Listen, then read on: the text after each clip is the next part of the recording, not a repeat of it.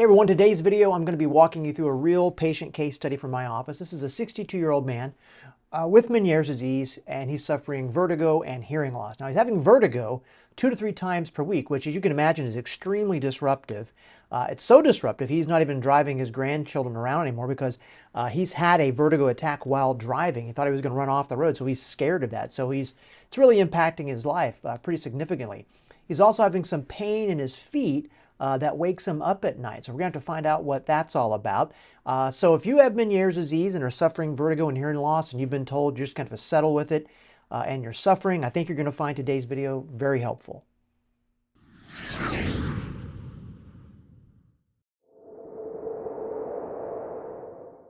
Okay, as you guys know, we're going to start right with the history. So in 2007, he had an episode of atrial fibrillation, which resolved after electric cardioversion. I've had that too. Cardioversion is no fun. Now, why do I even think atrial fibrillation has anything at all to do with Meniere's and these other things? Well, because in atrial fibrillation, if you are inflamed and you have a kind of an inflammatory soup, it can make atrial fibrillation happen, and it can make it worse. And for me and my experience and my money, that's something I'm marking down.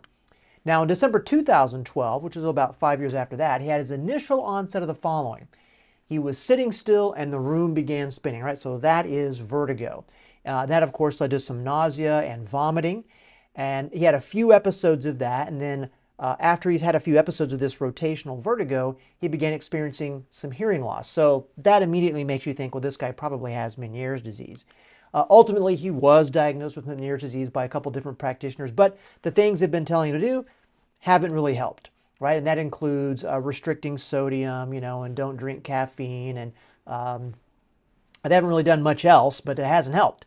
So when he presents to me, he is taking Metformin. Now, Metformin, as you guys know, that is a diabetic medication. He says he's never had a blood test to show that he was diabetic. Now, I wonder about that. I wonder if he's maybe just not being that great of a historian, but no one's going to give you Metformin unless you've got some kind of blood test that says your glucose is elevated, or your hemoglobin A1C is elevated. Now, he does have hearing aids in both ears, and his hearing loss is definitely worse in the left ear. Now, that is enough for me to say he probably has bilateral Meniere's disease. And remember, in the old days, 20 years ago, 30 years ago, it was thought that Meniere's disease couldn't be autoimmune unless it was bilateral. But now, for me, the default, and I think the literature is showing this as well, you got Meniere's disease, it's probably going to have some sort of immune system component. Like I've seen that almost 100% of the time. The people that make it to me that are still suffering, that don't have Meniere's, that have Meniere's that is, still causing vertigo and hearing loss and other problems you guys have seen in my other videos, there's usually some kind of immune system component. Now, not always, and it varies from person to person. Like, the individual flavor of Meniere's can change, but anytime I see it happening, changes in both ears, I'm pretty sure it's going to be immune system related. But look, even if it's one ear, I usually think it's going to be immune system related too, but we're going to test and treat him and find out what we find out.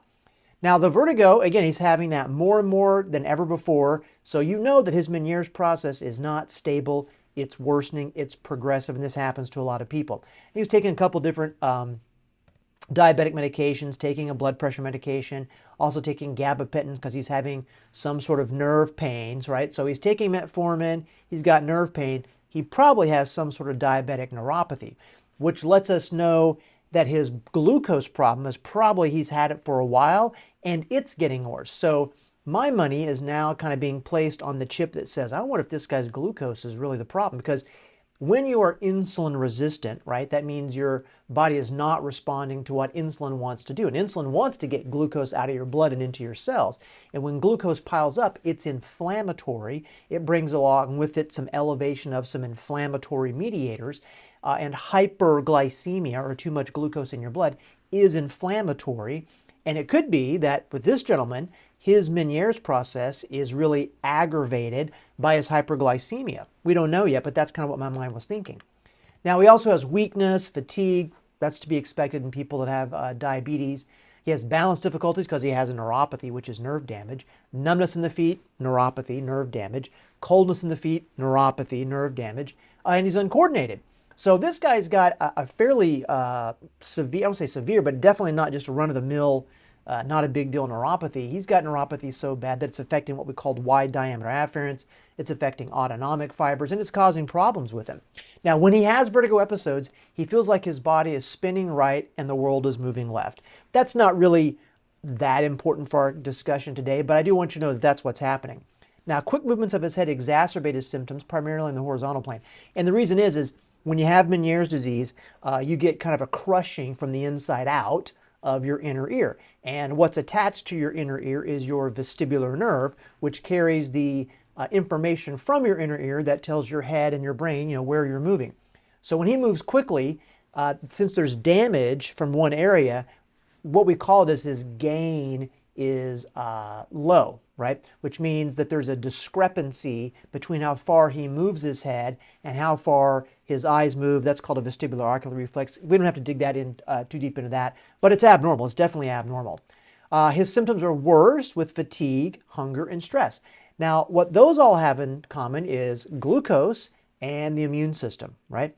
So this guy's got some glucose that is not normal at all. We know that from the diabetic diagnosis, but we know that his Ménière symptoms are worse if he gets tired. They're worse if he gets hungry. They're worse if he gets stressed. So it's not stable. It's very, very influenced by these other factors. Now, this is a really, really, really key symptom of insulin resistance. He gets sleepy, tired, drowsy about 15 to 30 minutes after he eats, especially after lunch, okay? So what's happening there is when he eats, he's insulin resistant. And what's happened is the glucose piles up, and to get the glucose out of his system, he has to make fat out of it, and that consumes energy called ATP, and that makes him tired.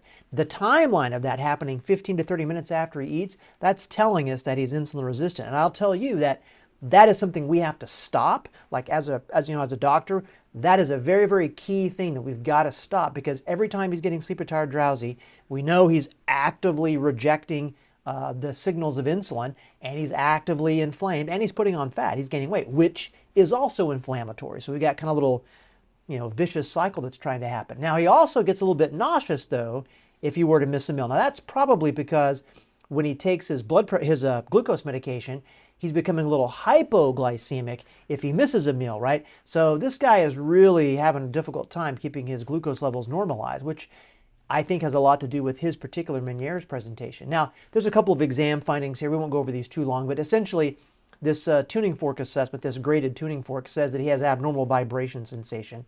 The skin on his lower legs is very ashy and a little bit bronzy, which is a sign that he's having diabetic changes to his skin. He has some nicks, like little sores and cuts that really should have healed, weeks before, but they're not.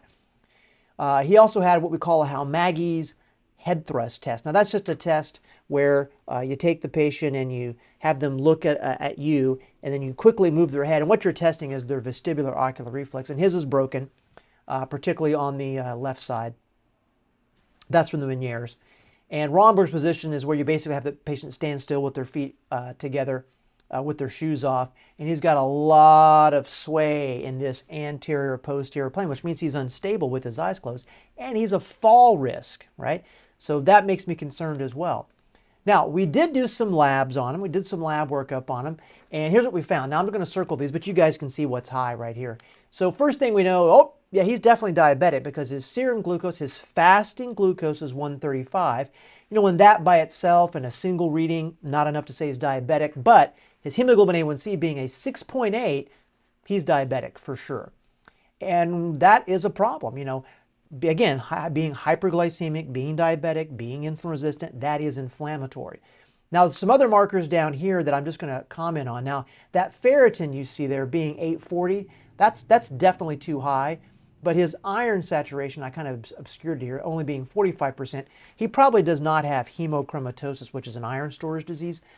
Ferritin is a marker that is your best indicator of someone's iron status, but it is also an inflammation indicator. So in some people, the ferritin would be very, very elevated, but it's not because they have too much iron, it's because they are inflamed, which is not to be unexpected with this guy who's diabetic. Now obviously, he's got some triglycerides that are a problem, his HDL is really low, his LDL and VLDL are a problem. Does that directly affect the inner ear problem? Probably not, but it does tell you, it is something you see a lot in people who are diabetic. So his blood sugar is not controlled, right? 6.8. Now again, some people will say, hey, 7 is okay if you're a diabetic. I do not think so, especially someone who's having problems. I think, and I've seen, you can get people down to 6.0, you can get them down to 5.9, and we need to try to do that for him because it's definitely a problem. Now, so we see that he's diabetic, we see that he's dyslipidemic, okay? Now, what else did the lab show? Well, you'll see right here, his C-reactive protein cardiac is a 6. That's high, okay? That's high. Now, that is a marker that does not mean your heart's inflamed. It is an inflammation marker, but it's kind of a general inflammation marker. It's just more sensitive. So when that's elevated, it means you're inflamed. They use it to kind of predict your future risk for a cardiovascular event. And granted, 6.0 is not good, okay? But it doesn't mean his heart's inflamed. It means he's inflamed. We don't know why, but it's probably because his glucose is so messed up. Also, this next one, you see homocysteine? That's almost borderline high, but it's definitely too high for my standards. Like functionally speaking, optimally, we don't want that above like 8 or 9. Now, what is that? Well, homocysteine is a substance that we all have, and it's not a big deal as long as you are recycling it. And the primary nutrients we use to recycle it are B12 and folic acid. And I'll tell you right now that on these labs, those didn't get tested, but we know that his homocysteine is elevated. And when you don't recycle it, it starts to pile up and it becomes very pro-oxidative, which means it encourages inflammation. It's very bad for your cardiovascular system. It's bad for your brain. Generally nasty stuff. And 14 is too high, so we're going to have to do something about that. You can see that his vitamin D is way too low, right? 30 is considered kind of the acceptable low. He's way below that. He is for sure vitamin D deficient. Why do we care about that? Well, because vitamin D is anti-inflammatory. It's immune system regulatory. So he's got a couple strikes against him here in the inflammation department. Now, the white blood cell count being a 9.1 is not high, but you almost never see a white blood cell count that high in most people unless they are actively inflamed, maybe fighting an infection. He's not fighting an infection. But this is also another clue saying this guy's really inflamed. Now, the glucose you see here, that's from his urine. That is way too high. He is actively spilling glucose into his urine. He is definitely diabetic. We have got to get this guy under control. And he's taking diabetic medication. But I'll bet you, and I didn't put this in here, but his diet is not restricted. He's kind of eating whatever he wants because no one's really told him what he should eat and what he shouldn't eat. Now, the last thing I wanted to put in here, well, you see guys down here at the bottom, the immunoglobulins. Because that IgG was low, his ability to make IgG was low, we really can't do the multiple tissue antibody testing. In this case was from a while back before we had the lymphocyte map testing. But what do we know? We know he's diabetic. We know he's dyslipidemic. We know he's definitely inflamed. We know that he's got a system that's saying he's pro-oxidative stress. We know he's vitamin D deficient.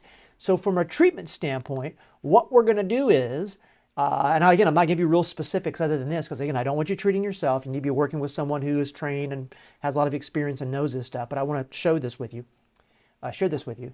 You need to correct his vitamin D, and there's a specific way to do that that works really well.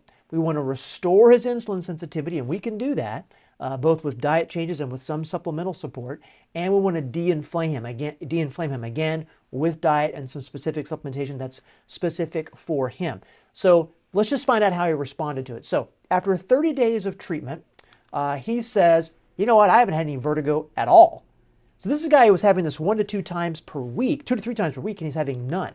Okay, that's a big change. So we already know we're probably on it. Now, you guys may ask yourself, why does he always do follow-up at 30 days? Well, I like to do my follow-ups in 30-day, I like to do my treatment plans in 30-day chunks because look, 30 days is enough time in the vast majority of cases to find out if we're doing a good job or not, right? Are we in the ballpark? Are we moving the needle all?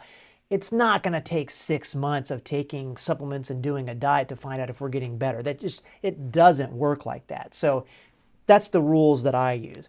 Now, that dry, flaky skin he had on his legs, it's gone. Well, I wish I had some pictures to show you, but it's completely gone. Now, he had some knee pain that I forgot to tell you guys about. That's gone. Now, earlier I said he's waking up at night due to foot pain.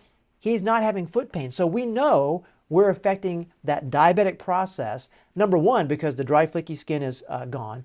Number two, because that neuropathic pain he was having in his feet, that's gone as well. So we know that diet, that supplementation stuff we're doing, it's working, right? Now it's just a matter of how much and how fast and how long do we have to do it. Now he says, I'll tell you, I'm 75% better. Like the fatigue, the pain, the vertigo symptoms, he can't believe it. Now, later what I'll do is I'll link to, I recorded him kind of explaining what his story was. I'll link to that later so you guys can see that from his own mouth. Now the Halmagi's head thrust test we did, this is interesting for some of you guys that may know about this. It's now negative, meaning we do that head thrust test and his eyes stay on the target and he doesn't get dizzy. So that little decrease in his VOR gain and that kind of that problem he was having with that seems to be fixable because it's not there anymore, and all we did was do some metabolic treatment. We de-inflamed him and controlled his blood glucose. It's pretty exciting. Now, we're not done. So after 60 days, I typically like to do the relevant lab retest about 60 days after treatment. And here's what it was before, okay?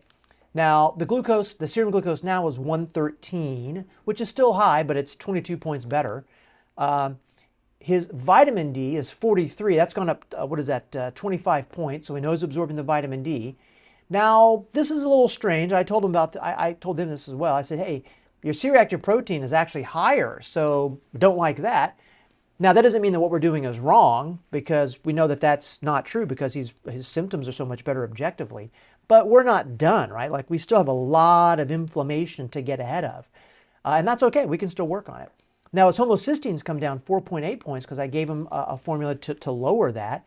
So generally speaking, that's pretty good. Now, you may ask, well, why didn't you recheck his hemoglobin A1C? Because typically you need at least about 6 to 8 weeks before you recheck an A1C, but we're going to recheck that here on the next slide here in a couple slides.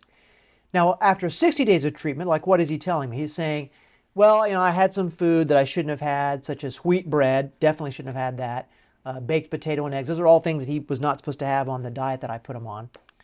But in terms of vertiginous symptoms, he had one about 45-minute episode about a week before his 60-day follow-up. Other than that, he's had no episodes. He's had one in 60 days versus 2 to 3 times per week. And it was probably because he was eating some food that he should not have been eating. Now, I'm not saying he should never eat those foods again, but on the plan we had him on, he was not supposed to be eating those. His sleep is totally normal. His feet are much better. He used to have a lot of difficulty going to sleep because they were cold. And he used to have difficulty staying asleep because the pain would wake him up. So we know that we're making an impact on that neuropathy. And his skin is looking much more improved and healthy. Now, after 90 days, rechecked, the A1C, and his A1C is now a 6.1. So it's come down almost a full point. That's really encouraging. That's very, very encouraging. We know objectively we're probably doing a good job in getting that glucose normalized. Now, interestingly, about 30 days after that, he had his primary care recheck his A1C, and it came down to normal, 5.9, which, again, it used to be 6.1, used to be 6.8.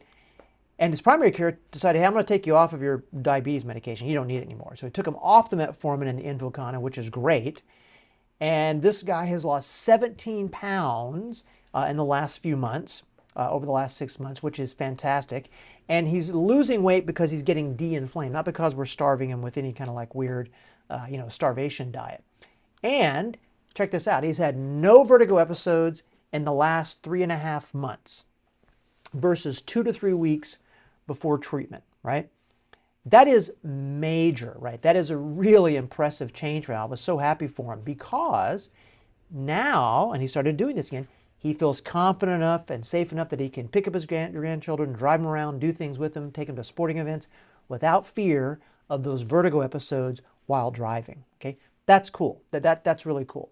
Now, again, why do I show you these videos? Because if you have Ménière's disease or you know someone with Ménière's disease and they're still suffering, they still have symptoms like this gentleman was having, you don't have to suffer. You can do things in the vast majority of cases to dramatically improve what's going on, but you got to work with someone that knows what to look for, right? That knows all the different moving pieces, that's willing to kind of step back, look at your case like, be like they're a detective, right?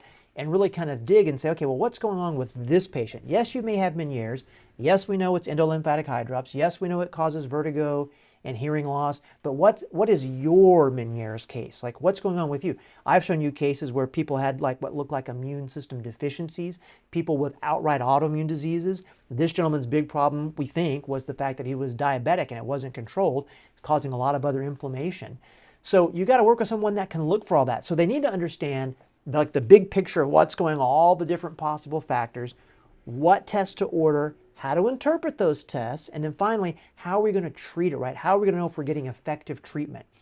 Those people exist. It may take a little while to find one, but you need to be working with someone that can do that for you. And if you do, you're probably going to be able to feel better long term, because that's really what it's about, right? So not just how we're doing after a week or a month, but how we're doing 3 months later, 4 months later, right? So again, I want to share this with you so you realize you don't have to settle, you don't have to suffer.